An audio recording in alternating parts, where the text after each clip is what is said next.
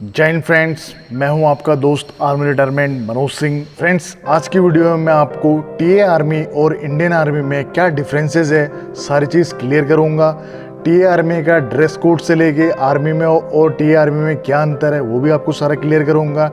आप TA army में जाने के बाद में एनएसजी पैरा कमांडो जा सकते हैं नहीं जा सकते हैं वो भी क्लियर करूंगा, और पूरा दोनों का क्राइटेरिया एलिजिबिलिटी आपको सारी चीज़ें आज की वीडियो में क्लियर करूंगा। तो वीडियो पूरा देखें, पूरा देखेंगे तो आपको सारी चीज़ें क्लियर हो जाएंगी, अदरवाइज आप लोग कुछ एक चीज़ें मिस कर जाएंगे। तो without wasting any time let's begin. Friends, TA army को बोलते हैं टेरिटोरियल आर्मी, और जिसको हिंदी में प्रादेशिक सेना बोलते हैं।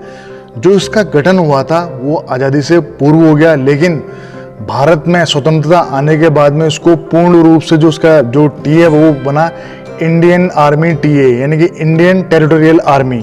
और जो इसकी स्थापना हुई इसकी हुई 9 अक्टूबर 1949 को, इसलिए हमेशा हम 9 अक्टूबर को टीए डे मनाते हैं, यानी कि टेरिटोरियल आर्मी डे मनाते हैं। टीए आर्मी का मोटो है सावधानी एवं शूरता।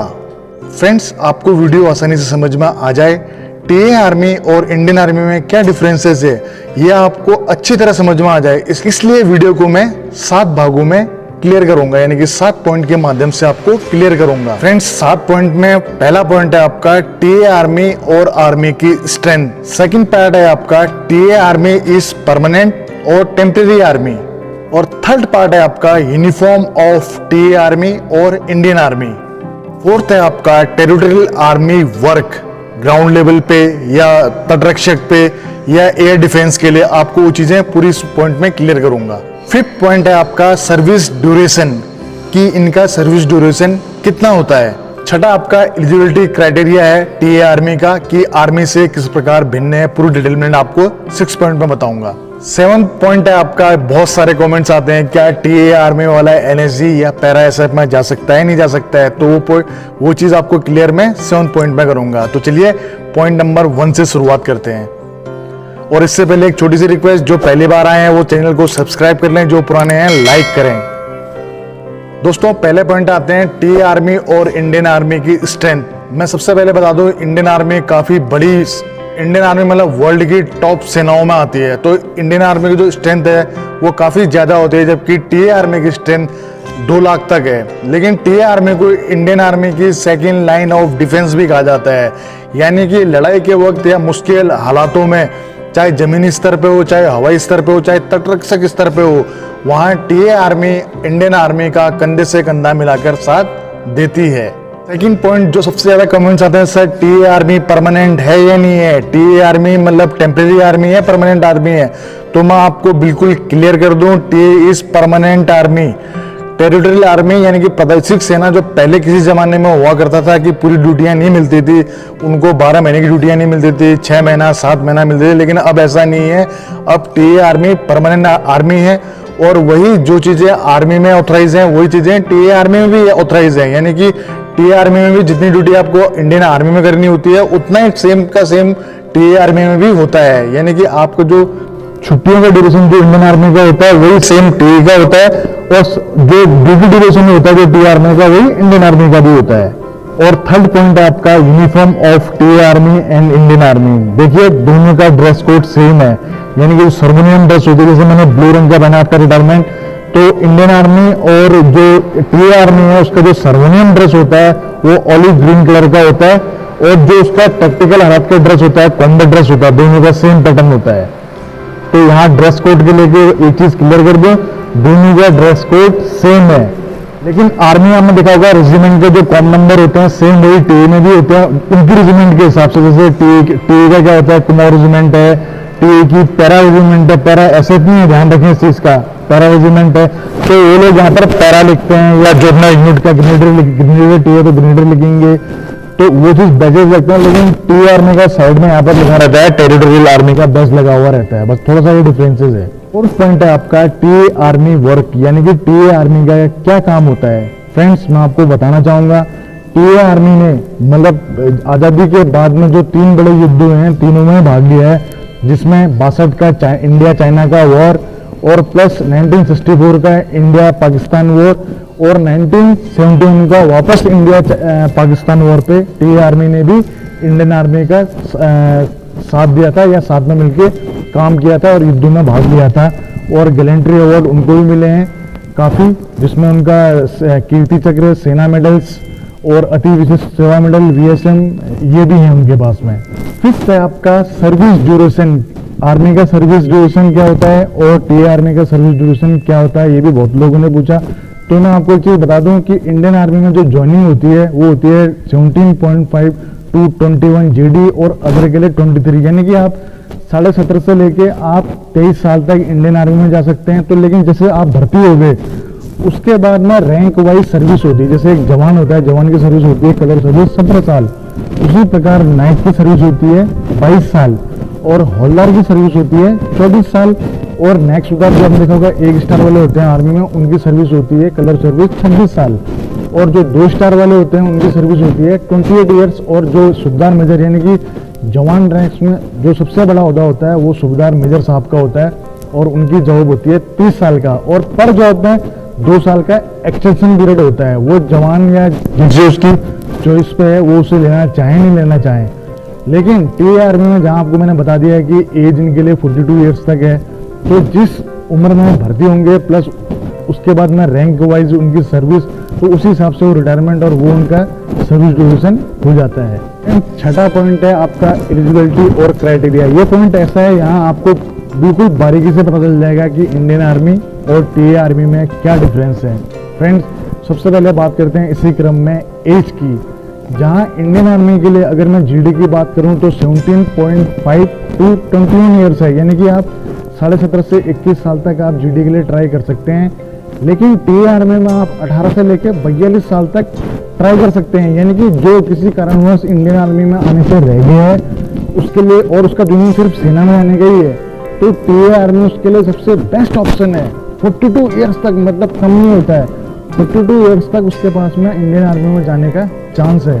फ्रेंड्स, एज की बात करते हैं, बाद हाइट की। जहां इंडियन आर्मी में कहीं कहीं पर आपने देखा होगा जीडी की हाइट 170 सेंटीमीटर या 173, ब्रिगेड ऑफ द गार्ड 74, सिर्फ नॉर्थ ईस्ट वाले को छोड़ के वहाँ 163 हाइट है वहाँ की भी।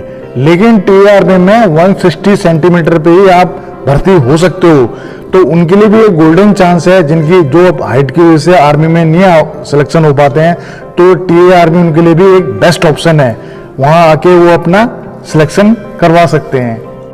फ्रेंड्स, ये होगा बेसिक चीज़। अब उसके बाद में करते हैं फिजिकल टेस्ट की। जैसे आर्मी में 3 पार्ट में टेस्ट होते हैं, उसी प्रकार टीए आर्मी में भी 3 पार्ट्स में टेस्ट होते हैं। मतलब पहला physical, second medical, third return. लेकिन दोनों का थोड़ा सा अंतर होता है। जहाँ अगर हम बात करें रनिंग की तो डिस्टेंस वाइज दोनों का बराबर है, 1600 मीटर आर्मी में भी और 1600 मीटर टीए आर्मी में भी। लेकिन टाइमिंग को लेके यहाँ थोड़ा सा अलग हो जाता है। जहाँ इंडियन आर्मी में 5.30 टाइम है रनिंग का, वहीं टीए आर्मी में 440, 45 या 30 सेकंड का जो एज के मुताबिक छूट दिया जाता है, कहीं 20 कहीं 30 का। तो इंडियन आर्मी में थोड़ा टाइम ज़्यादा मिलता है। अब आप बोलोगे कि टीए में क्यों कम मिलता है? क्योंकि मैंने जैसे आपको बताया कि टीए आर्मी की स्ट्रेंथ आर्मी से काफ़ी कम होती है, जिस कारण इसमें वैकेंसी आर्मी की अपेक्षा कम आती है। तो इसलिए इसमें जो सिलेक्शन प्रोसेस हो जाता है वो बहुत ज़्यादा टफ हो जाता है। फ्रेंड्स, दूसरे इवेंट की बात करें तो इसमें जो सेकंड इवेंट होता है वो होता है पुलअप का। तो इंडियन आर्मी में भी 10 पुलअप होते हैं, उसके आपको 40 नंबर मिलते हैं। टीए आर्मी में भी आपके 10 पुलअप के आपको 40 नंबर मिलते हैं, यानी कि 40 नंबर पुलअप के और 60 नंबर आपके 1600 मीटर रनिंग के, यानी कि 100 नंबर का आपका फिजिकल ये हो गया। प्लस जो 2 इवेंट है जिगजैग, बैलेंसिंग और 9 फीट डिच, इसके लिए आपको केवल एलिजिबल होना है, यानी कि आपको पास होना है। अगर इनमें आपको 3 मौके दिए जाते हैं, जैसे मान लिया कि आप बैलेंसिंग में गए, आपका बैलेंसिंग बिगड़ गया, आपको 1, 2, 3 मौके दिए जाते हैं। अगर 3 मौके में अगर आप फिर भी आपका बैलेंसिंग बिगड़ रहा है तो आप वहाँ से रिजेक्ट हो जाएंगे। उसी प्रकार 9 फीट डिच, यानी कि 9 फीट के गड्ढे को कूदने के लिए भी आपको 3 मौके दिए जाते हैं। आपको इन 2 इवेंट में सिर्फ पास होना है। अब फ्रेंड्स, इसी क्रम में हम बात करें मेडिकल की, तो आपको पता है जिस प्रकार इंडियन आर्मी का मेडिकल काफ़ी हार्ड होता है, उसी प्रकार टीए आर्मी का भी मेडिकल काफ़ी हार्ड होता है, क्योंकि आर्मी के डॉक्टर्स ही मेडिकल करते हैं। और जिस प्रकार इंडियन आर्मी में टैटू फैटू ये सब चीज़ें, हाथ टूटा, उंगली टूटी, ये नहीं चलता है। आंखें 6x6, कान साफ, घुटने आपस में मिले हुए नहीं होने चाहिए, फ्लैट फुट नहीं होना चाहिए। तो सेम वही का वही टीए आर्मी में भी है। और अब बात ये हो गया मेडिकल की बातें। मेडिकल आपको सबको पता ही नहीं है तो कमेंट्स में पूछ लेना, मैं आपको बता दूंगा।